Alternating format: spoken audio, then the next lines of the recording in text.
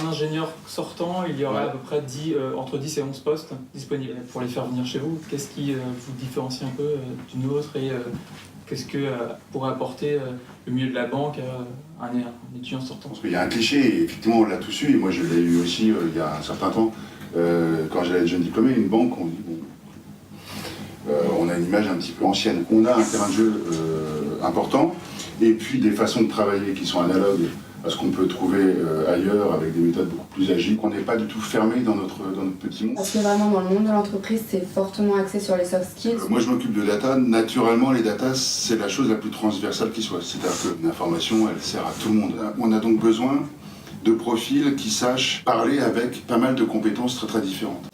Il faut pouvoir parler aussi bien à des commerciaux qu'à des gens qui font des mesures de risque, qu'à des gens qui font de l'IT pur. Et ça, en fait, c'est pas si évident que ça.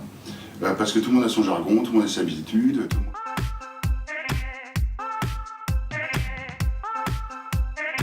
On voit que le côté environnement et le côté soft skill est aussi important finalement que le côté plus hard skill qu'on a forcément dans ces travaux.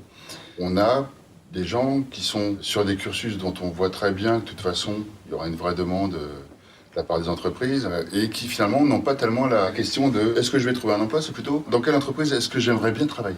Ça c'est quand même quelque chose d'assez nouveau parce qu'on voit bien que les questions étaient quand même assez souvent posées sur ce côté, mais qu'est-ce que vous pouvez faire pour nous attirer ou nous montrer que chez vous c'est bien ?